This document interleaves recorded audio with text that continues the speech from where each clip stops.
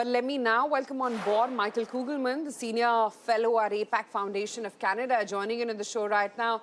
Michael, thanks for your time. Great to be speaking with you. And if I could really start off with what you've called this, the biggest victory claim that you've, described it as. So, just wanted to really understand this, what does it really mean for bilateral ties henceforth? And now that, this is sort of, tracking back from the punitive 50% that was slapped on India.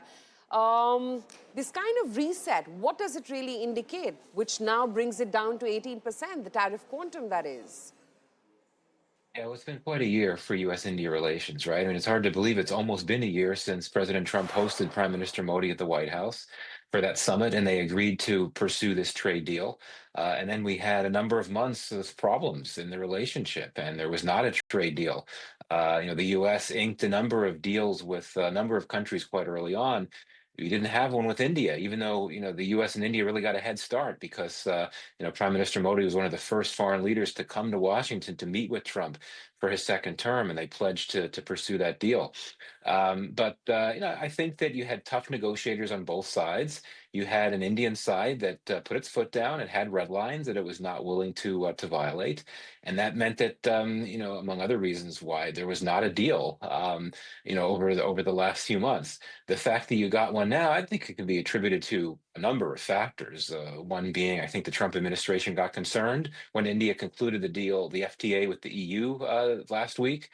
I think that this was mentioned before. Ambassador Gore, I think, has come to New Delhi with a singular mission of getting this relationship back on track, and that includes pushing the two sides to get a deal. He's someone who has a lot of influence in Washington, is very close to Trump. That certainly helps. But yeah, this is a game changer for the U.S.-India relationship. Just because it had been floundering for so long, it's a confidence-building measure. I think that it can provide some momentum for the two sides to come to the table and to start discussing other issues that have constrained relations. I think it can hopefully help the U.S. win back some of the trust that it squandered in New Delhi over the last year. And maybe, who knows, we'll get to a point where the Quad will come back and there'll be a Quad leader summit, a much delayed Quad leader summit, which of course India is meant to host, which could mean potentially President Trump could go to India sometime this year. And that would all be good for the U.S.-India relationship. Or perhaps it would. And let me now also welcome on board Evan Feigenbaum as well. He's an Asia expert. He joins in on the show right now to talk about exactly what this deal would mean to further strengthen ties between both India as well as US. But Evan, if I could just come to you and, pick up on the point about oil, this entire spat or trade-off, if you will, on Russian oil. The White House is very clear that this deal is going to require India to completely seize out and not just reduce Russian oil purchases. Given India's historic strategic autonomy, is it realistic to expect New Delhi to fully walk away from its energy partnership with Moscow, given that it's a lot cheaper? No, personally, I don't think so. And I think the devil is going to be in the details. I have a hard time, as a longtime observer of this, believing that the government of India is going to publicly make any commitments related to Russian oil explicit. And I'm prepared to be proven wrong on that. But I think the absence of details speaks volumes. I think there's a larger political question related to that, which is that one of the great achievements that the United States and India had undertaken over the last couple of decades on a fairly bipartisan basis on both sides was to avoid having third country relationships to which either side objected bleed back into productive U.S.-India bilateral relations. As I've said over the years, the United States has long objected to India's relations with Iran, with Myanmar, with Russia. India, in turn, has objected to aspects of the American relationship with China, with Pakistan. That's part of the relationship, but it has never been allowed to bleed back into debilitating and degrading the bilateral relationship in the way that it has in recent months with the layering on of an additional 25% tariff related to Russian oil. So I think that's a precedent that's spectacularly unproductive and will come back to bite the relationship later on because it really walks away from some of the understandings. There's also the issue of where the other oil is going to come from. The president obviously has Venezuela on his mind, but you're talking about $60 to $80 billion in capex that's going to have to be invested into Venezuela to modernize its oil. So I think, as I said, the devil's in the details, and we'll see where this lands. Even in the last 1 year, what we saw from the Indian side is, diversification of its trade relationship with many countries, including China, backing Russia, and also the recent India-EU trade deal which has come through. Do you think that that strategy will continue? India will not, have the same kind of relationship with the US as it had before August, and now it will have a diversified approach when it comes to trade? I think everybody is trying to have a diversified approach, in large part in reaction to the United States and to the Trump administration's rather promiscuous use of tariffs. So it's not just India that's doing that. You've seen Prime Minister Mark Carney of Canada go to China. You've seen the Europeans looking for other agreements. You mentioned India doing agreements, but I note what you did not mention. There doesn't seem to be much interest in India in rejoining the Regional Comprehensive Economic Partnership, much less in applying to join the Comprehensive and Progressive Trans-Pacific Partnership. And so that is grounded in Indian politics. We know the many reasons why that happened, but to the extent that there is a tariff wall between India and Southeast Asia while China is integrated into that, it does create some challenges in terms of India's integration into East Asian supply chains and to East Asian trading arrangements. I think longer term, one question on my mind is how much this deal with the United States, when we get the details, because as your correspondent said, we don't have them yet, is going to stick. We've seen this movie before in a few other cases. The Koreans thought they had a deal with the United States. The president seems to have changed the terms of that. So have other parties. So you can check in with the Canadians, check in with the Koreans on how they're faring. I think if you care deeply about U.S.-India relations, this is nothing but good news.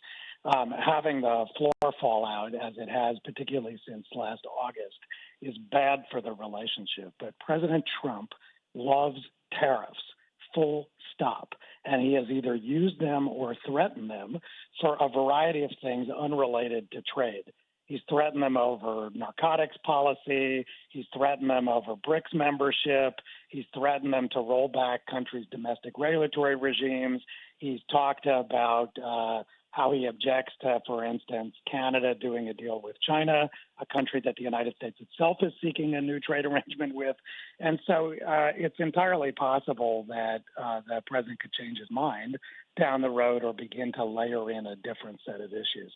So I think that's something the government of India is going to need to be very attentive to in its own self-interest. But this is good news. Right. Michael, just to the point that you were earlier making, the Sergey Gore factor, you've noted that things moved remarkably fast once Ambassador Gore arrived in Delhi. Is this deal a triumph of institutional diplomacy, or is it proof that the Trump-Modi personal chemistry is still the only real engine driving this relationship? I do think the Gore factor is important. I also think it's important that the two leaders got on the phone and spoke to each other. I think there's something to be said for that, especially for someone like Trump, who places such a strong emphasis on personal diplomacy. I mentioned before, I think the EU, the India FTA with the EU was a big factor in getting the US to move forward. Let's also not forget that for quite some time, the two sides have been very close. So, it wasn't going to take that much. I mean, they weren't that far from the finish line, and that's been the case for quite some time. But, I do think this gets to a broader point that's significant when it comes to the trajectory of the U.S.-India relationship.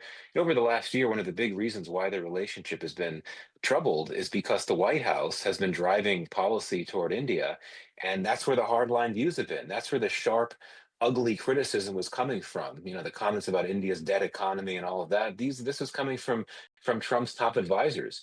If we start seeing elements of the government beyond the White House carve out more policy space to drive this relationship, officials at state, DOD, and elsewhere, I think that would be a good sign for the relationship. Now, Gore, of course, wears two hats. He's the U.S. ambassador to India, which theoretically means the State Department, but he's also the special envoy for South Asia, which is a White House appointment. And I think it's quite clear that he's going to be reporting to the White House more than he is to the State Department. But still, this is important for an ambassador to be taking on that role of contributing in such a big way to the relationship, because beyond the White House, I'd say across Washington on the whole, the policy elite, the foreign policy elite, strong support for the idea of getting this relationship with India back on track. And Michael, about winning the +1 race, with India now securing an 18% tariff rate, lower than many of its regional competitors like Vietnam.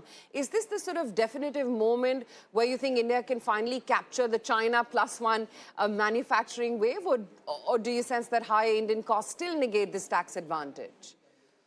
Well, I think there's still a long way to go in that regard. And, it's funny that we're all celebrating this 18% tariff. 18% tariff is not exactly low, but given how things are these days, it is low. And indeed, you're right. Now, India's tariff is lower or on a par with some of its top competitors in its neighborhood and in Southeast Asia as well. So that's significant. But when it comes to the manufacturing issue, I think it's quite clear from your government's budget that was just announced the other day that there's going to be a really strong focus on bolstering the manufacturing sector, and particularly a number of key subsectors within it, like semiconductors and so on.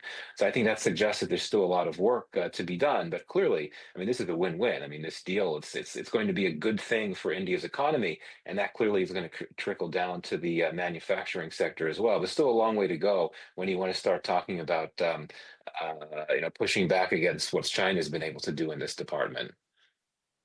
Evan, coming here, so far the deal has been announced only on the social media. We haven't seen any executive order coming in from the White House on this tariff changes which has come in.